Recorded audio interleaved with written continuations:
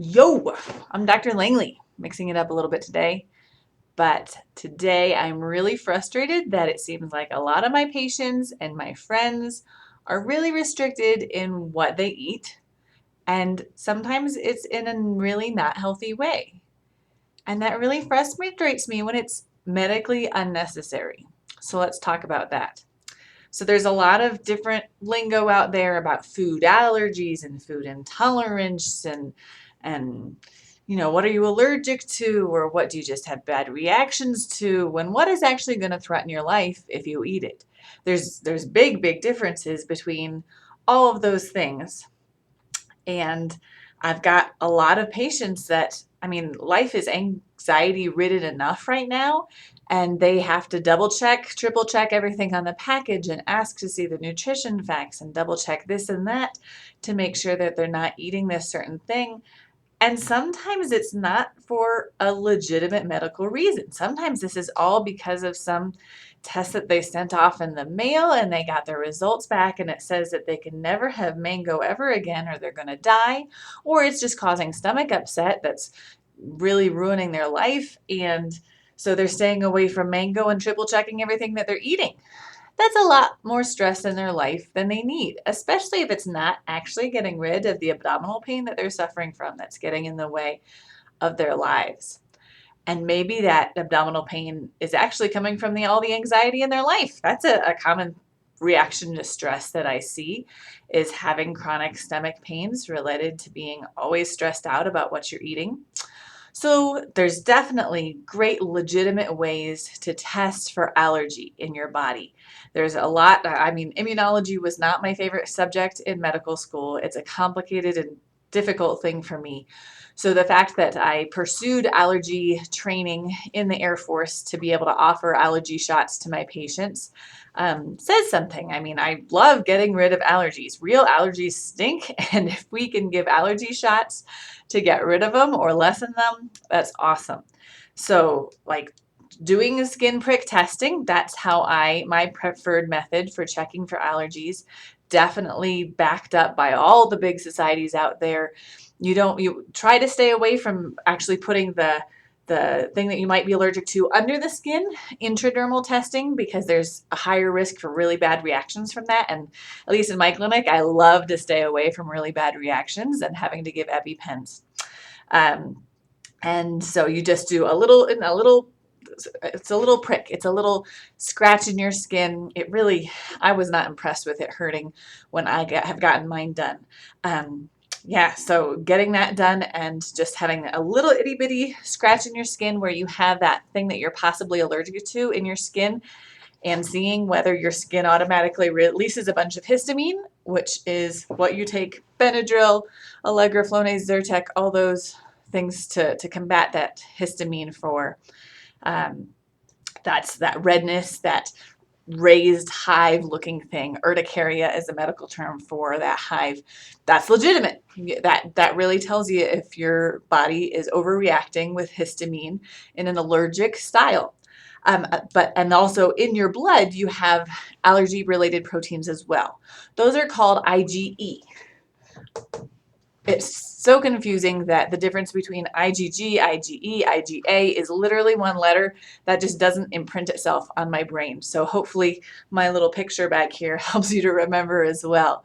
But IgE is legitimate. That's like the definition of a food allergy, of your body's immune system overreacting to something that it really shouldn't overreact to, whether that's grass pollen or mango or wheat or something else. So that can be found in your blood, and we can do a blood test, a serum test, to see what you have IgE to give us a clue of what you might be overreacting to, or your baby might be overreacting to. Your baby may not tolerate having a skin test done. Maybe we can draw some blood. That's not much fun either, but maybe if it's severe enough, we can draw some blood and try to figure out which of the common allergens your baby is responding to and having these scary reactions to. So that's all legitimate. But there is a ton of scary stuff out there being advertised, and people are restricting their diets over it and adding all this stress to their lives, and it's not actually solving their symptoms. That's not cool to me. So that's kind of what my rant is about today. I mean, some of them ask for samples of hair to be sent in. Some of them shoot electricity through your skin while you're holding a vial of the allergen. Some of them test your muscle strength while you're holding the allergen because you'll get weaker if you're holding something you're allergic to. I'm not sure the science behind that. And honestly, no one that I can find with a legitimate resource, legitimate list of studies can back that up either of how those are supposed to work. So those are all pretty sketchy. But the big one I've been seeing a lot of is IgG testing. You send in usually a blood sample and you get to have these IgG results back. So see, there's the IgG. We don't like that one. So IgG is indeed a protein in your immune system that comes up after exposure to a food. You'll have IgG to strawberries if you've had strawberries. And that's a normal reaction that adults and kids should have. They should have IgG in their blood. What they haven't been able to prove to anyone's satisfaction in the medical field is that that IgG means anything. Whoop-de-doo. You've had strawberries, you've seen strawberries, you've smelled strawberries, and your body developed this protein to it. Cool. It doesn't mean that you're going to have a bad reaction to it. These companies will give you this long list of all these things that you have IgG to. So what? That doesn't mean that your headaches are caused by this. They have all sorts of symptoms that they claim may be related, and there's really no proof of that. And this is not just me as a crazy American doctor who believes anything that I'm told. The European Academy of Allergy says that it's irrelevant. The IgG levels are irrelevant. Whoop-de-doo, you have IgG, that's nice. It doesn't mean you're having these symptoms related to it. The Canadian Society of Allergy agrees. The IgG is expected in normal healthy adults and kids. Sorry, I should have quoted that from them earlier because I really like that quote. So I really hope that anyone out there hasn't limited their diets and their lives because of some IgG test results that they got back, because that's not cool. And I hope that you feel safe incorporating that back into your diet and talking with a allergist about what could actually be causing your symptoms.